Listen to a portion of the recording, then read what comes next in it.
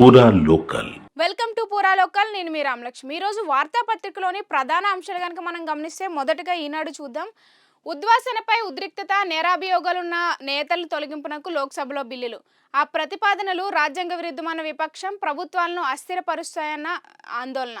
ఇక సమగ్ర పరిశీలనకు 31 మందితో జేపీసీ బిల్లు పత్రులు చించి విసిరిన ప్రతిపక్ష ఎంపీలు రంగంలోకి. మార్షల్స్ వెనుక సీట్లోకి వెళ్ళి కూర్చొని ఆమె చేయకపోతే కనుక తీవ్ర నేరాలు చేసిన, ఇంకా రాజకీయాల్లో కూడా నేరాలు చేసే ఎవరైతే చేస్తారో వాళ్ళని అరెస్టు చేయాలి. 30 రోజుల పాటు కూడా నిర్బంధంలో ఉన్నట్లయితే అది రాష్ట్ర మంత్రులైనా, ముఖ్యమంత్రులైనా, లేదా కేంద్ర మంత్రులైనా, ఇంకా చివరికి ప్రధానమంత్రి అయినా కానీ 31వ రోజు పదవి నుంచి తప్పించే విధంగా ఈ బిల్లును అయితే నిన్న తీసుకొచ్చినట్లుగా తెలుస్తుంది. అయితే దీనికి సంబంధించి ప్రతిపక్షాల నుంచి అనేక విమర్శలు కూడా ఇక్కడ గుప్పించినట్లుగా తెలుస్తుంది. ఇక మరొక వార్తను మనం గమనిస్తే కనుక సిపి రాధాకృష్ణన్ నామినేషన్ దాఖలు. ప్రధాని మోదీ, కేంద్ర మంత్రులు, ఎన్డీఏ భాగస్వామ్య పక్ష నేతలు హాజరు.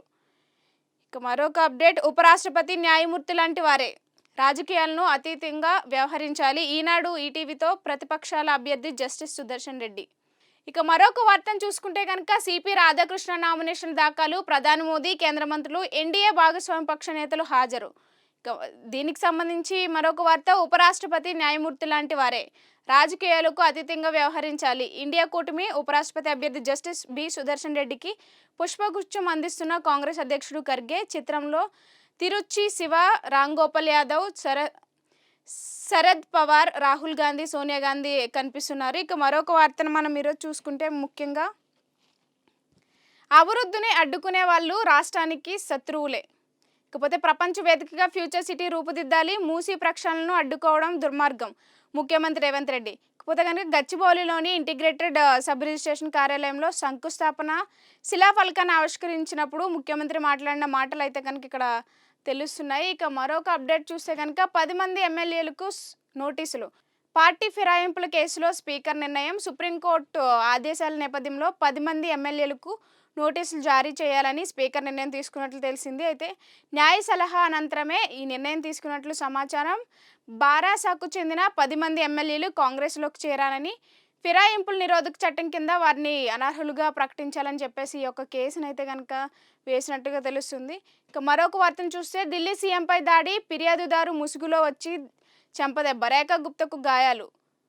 ఇకపోతే కనుక నిన్న ఢిల్లీ సీఎం రేఖా గుప్తాపై అయితే కనుక అనుచితుడు, అంటే తెలియని వ్యక్తి, గుర్తు తెలియని వ్యక్తి ఒకడు వచ్చి ఆమె పైన అయితే దాడి చేసిన విషయం అయితే ఇక్కడ తెలియజేయడం జరిగింది. ఇక మరొక వార్తను చూస్తే రాష్ట్రంలో కొత్త మద్యం విధానం ఖరారు. దరఖాస్తు రుసుము 3 లక్షలు. 6 స్లాబులుగా దుకాణాలు. ఇక ఇవి ఇప్పటి వరకు ఉన్న ఈనాడులో వార్తలు అయితే. ఇక మరొక పేపర్ ఆంధ్రజ్యోతిని కనుక మనం గమనిస్తే పదవిచ్యుతి బిల్లులపై గగ్గోలు. అరెస్ట్ అయిన పీఎం, సీఎం మంత్రులను తొలగించే బిల్లులపై నిరసన. ఇక లోక్సభలో 3 బిల్లులను ప్రవేశపెట్టిన అమిత్ షా అవి దుర్మార్గం, క్రూరమంటూ ప్రతిపక్షాల ధ్వజం. రాజ్యాంగం సమాఖ్యపై దాడి అనే ఆందోళన. ఇక బిల్లు పత్రులను చింపి షాపైకి విసిరిన సభ్యులు. షాపై దూసుకెళ్లే యత్నం అడ్డుకున్న మార్షల్స్. గుజరాత్ హోంమంత్రిగా అరెస్ట్ అయిన అమిత్ షా విలువలపై మాట్లాడమేంటి అని వేణుగోపాల్. ఇకపోతే కనుక ఈ బిల్లులకు సంబంధించి ఎవరైతే నేరారోపణలు ఎక్కువ చేస్తూ ఉంటారో వాళ్ళపై కఠిన శిక్షలు తీసుకోవాలనే వాటిపై చేసిన 3 బిల్లులకు సంబంధించి ఈ యొక్క వార్తను అయితే తీసుకొచ్చారు. ఇక మరొక వార్తను చూస్తే కనుక మనం ఢిల్లీ సీఎంపై దాడి. రేఖా గుప్తా చెంపపై కొట్టి జుట్టు పట్టి లాగిన గుజరాత్ వాసి రాజేష్ సకారియా. ఇక ముఖ్యమంత్రి ప్రజా దర్బార్లో ఘటన. రేఖా చెయ్యి, భుజం, తలకు గాయాలు. సకారియాపై హత్యాయత్నం చేసే నమోదు. ఇక దాడిని ఖండించిన రాజకీయ పక్షాలు. వీధి కుక్కలపై సుప్రీం తీర్పు మీద నిరసన తెలిపేందుకు ఢిల్లీ వెళ్లాడు సకారియా తల్లి.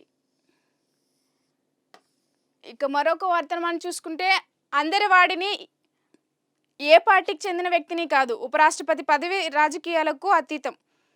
దేశంలో 64% ప్రజలకు ప్రాతినిధ్యం వహించే పార్టీలు నాకు మద్దతు ఇస్తున్నాయి. అర్హుడినే ఎన్నుకోవాలని ఎన్డీఏను కోరుతున్నా. రాజ్యాంగాన్ని పరిరక్షించే బాధ్యత నిర్వర్తిస్తాను. ఇంకా ఇప్పుడు కూడా మళ్ళీ అందుకునే వచ్చాను. దేశంలో పతనమవుతున్న రాజ్యాంగ విలువలు. కొత్త ఓటర్లను చేర్చుకోవాల్సిన ఎన్నికల కమిషన్ ప్రస్తుతం ఉన్న ఓటర్లను తొలగిస్తోంది. ఇక మరొక వార్తను మనం గమనిస్తే ఈరోజు భూముల వేలాలకు హెచ్ఎండిఏ నగర. ఇక రంగారెడ్డి, మేడ్చల్, మల్కాజ్గిరి జిల్లాలోని లేఅవుట్లో ఫ్లాట్లు, ఖాళీ స్థలాల విక్రయం వచ్చే నెల 17, 19 వరకు ఆన్లైన్లో వేలం. తుర్కయంజిల్లో గజానికి కనీస ధర 65,000 నుంచి బాచుపల్లిలో ఇక 70,000 వరకు ఉంది. దాదాపు 700 కోట్ల ఆదాయం వస్తుందని అంచనా. కేపీహెచ్పిలో స్థలం వేలం. ఇక 7.8 ఎకరాలను 547 కోట్లకు కొనుగోలు చేసిన గోద్రేజ్ ప్రాపర్టీస్. ఇక మరొక వార్త, అయ్యా యూరియా ఆగ్రహంతో ధర్నాలు, రాస్తారోకోలు, తెల్లవారకు ముందే లైన్లో. ఇక రాష్ట్రానికి మరో 50,000 మెట్రిక్ టన్నుల యూరియా కేంద్రం నిర్ణయం. వారంలోనే ఇవ్వాలని తుమ్మల విజ్ఞప్తి. ఇక యూరియాకి సంబంధించి మన రాష్ట్రంలో యూరియా కొరత అయితే చాలా ఎక్కువ కనిపిస్తుంది. రైతులు బారులు తీరిన పరిస్థితి కూడా ఎక్కువగా కనిపిస్తున్న విషయం అయితే ఇందులో తెలియజేయడం జరిగింది. ఇక మరొక వార్త చూస్తే, భారత ఉత్పత్తులు మేం కొంటాం, రష్యా చమురు కొనొద్దంటూ భారత్పై అమెరికా ఆంక్షలు విధించడం అన్యాయం, ఏకపక్షం.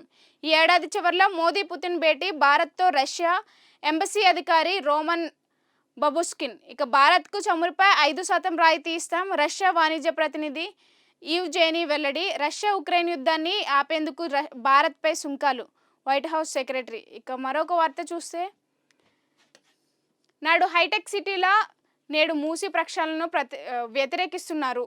హైదరాబాద్ అభివృద్ధిని అడ్డుకునే వారంతా శత్రువులే. అలాంటి దొంగల పని పట్టాల్సిందే ప్రజలే. మూసీ ప్రక్షాళనతో ఓల్డ్ సిటీకి పూర్వవైభవం. తెలంగాణ సమగ్రాభివృద్ధికి 2047 ప్రణాళిక. గచ్చిబౌలిలో ఇంటిగ్రేటెడ్ సబ్ రిజిస్ట్రేషన్ కార్యాలయానికి శంకుస్థాపనలో సీఎం మాట్లాడిన మాటలు. ఇక 5 స్టార్ హోటల్, ఎయిర్పోర్ట్ స్థాయిలో సౌకర్యాలు ఉంటాయని వెల్లడి. ఇక అసెంబ్లీకి పోటీకి 21 ఏళ్ల వయసు చాలు, యువత చట్టసభల్లో ఉంటే దేశానికి మేలు. రాజీవ్ జయంతి కార్యక్రమంలో రేవంత్. ఇక మరొక వార్తను మనం ఈరోజు గమనిస్తే, మద్యం దుకాణాల దరఖాస్తు 3 లక్షలు. రాష్ట్రంలో కొత్త దుకాణాల ఏర్పాటుకు సర్కార్ అనుమతి. దరఖాస్తుల స్వీకరణకు త్వరలో ప్రకటన. డిసెంబర్ 1 నుంచి కొత్త మద్యం దుకాణాలు. ఇక రాష్ట్రంలో 2 ఏళ్ల కాలానికి కొత్త మద్యం దుకాణాల ఏర్పాటుకు ప్రభుత్వం అనుమతి ఇచ్చింది. 2025-27కు గాను దుకాణాల ఏర్పాటుకు దరఖాస్తులను స్వీకరించనుంది. ఇందుకోసం త్వరలోనే ప్రకటన విడుదల చేస్తుందని చెప్పేసి కూడా ఈ వార్తలో తెలియజేయడం జరిగింది. ఇక మరొక వార్తాపత్రికను మనం గమనిస్తే, సాక్షి. నిందమాటున ప్రభుత్వాలు కూల్చేస్తారా? న్యాయస్థానాల్లో విచారణ జరగకుండానే, నేర నిరూపణ కాకుండానే పడగొడతారా? ప్రధాని, ముఖ్యమంత్రి, మంత్రుల తొలగింపు బిల్లులపై విపక్షాల ముప్పెట దాడి. ఇక బిల్లు పత్రులను చింపేసి అమిత్ షా పైకి విశ్లేషణ. విపక్ష సభ్యులు నేరారోపణలు ఎదుర్కొంటూ ఏకదాటిగా 30 రోజులు కస్టడీలో ఉంటే పదవి నుంచి తొలగించే 3 బిల్లుల రూపకల్పన. బుధవారం లోక్సభలో ప్రవేశపెట్టిన కేంద్రం. వెంటనే తీవ్ర ఆందోళనకు దిగిన విపక్ష పార్టీలు. విపక్ష పాలిత ప్రభుత్వాలను అస్థిరపరిచేందుకు ఈ బిల్లులు తెచ్చారని మండిపాటు. ఇక అధికార పార్టీ ఎంపీలతో వాగ్వాదం. తీవ్ర గందరగోళం నడుమ బిల్లులను సంయుక్త పార్లమెంటరీ కమిటీ సిఫార్సు చేసిన మోదీ సర్కార్. ఇక మరొక వార్తను మనం ఈరోజు చూసుకుంటే కనుక, రాధాకృష్ణ నామినేషన్. ఉపరాష్ట్రపతి ఎన్నికల్లో అధికార ఎన్డీఏ అభ్యర్థిగా పోటీలో ఉన్న సిపి రాధాకృష్ణన్ బుధవారం నామినేషన్ దాఖలు చేశారు. ఆయన తరపున 4 సెట్ల నామినేషన్ పత్రాలను ప్రధాని మోదీ రిటర్నింగ్ అధికారికి అందజేశారు. నామినేషన్ పత్రాలపై ప్రధాని మోదీతో పాటు కేంద్ర మంత్రులు రాజ్నాథ్ సింగ్, అమిత్ షా, జేడీ నేత రాజీవ్ రంజన్ సింగ్ సంతకాలు అయితే చేసినట్టుగా తెలుస్తుంది. ఇక మరొక వార్తను చూస్తే, చంద్రబాబు సరైన సమయంలో సరైన నిర్ణయం తీసుకుంటారని ఆశిస్తున్న ఇండియా కూటమి ఉపరాష్ట్రపతి అభ్యర్థి జస్టిస్ సుదర్శన్ రెడ్డి. ఎన్డీఏ కూటమిలోని చాలా మందితో వ్యక్తిగత పరిచయాలు ఉన్నాయి. చంద్రబాబుతో నాకు సంబంధం లేదని చెప్పలేను.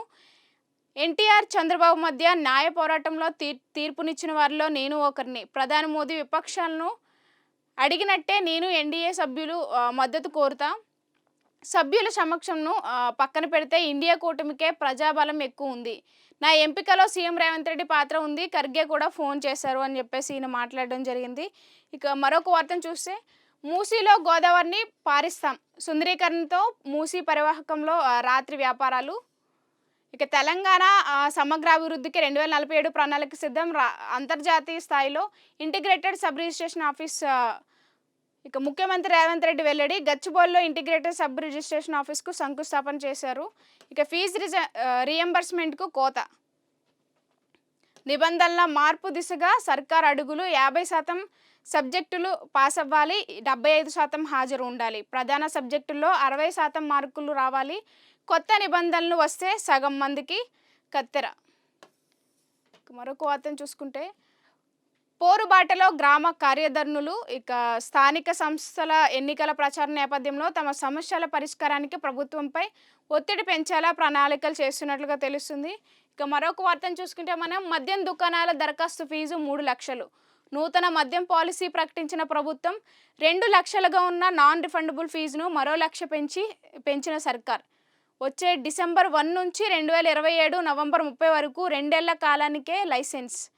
గౌడ ఎస్సీ ఎస్టీలకు మద్యం దుకాణాల్లో రిజర్వేషన్ దరఖాస్తు రూపేణా 3,500 కోట్ల పైన ఆదాయం లక్ష్యంగా ఇందులో ఉన్నట్లుగా తెలుస్తుంది. మరొక వార్తను చూస్తే మనం యూరియా కొరతపై శ్వేతపత్రం విడుదల చేయాలి. BRS working president KTR. Congress అసమర్థ విధానాల వల్లే ఎరువుల కోత. ఉపరాష్ట్రపతి అభ్యర్థిగా బీసీని ఎందుకు పెట్టలేదు?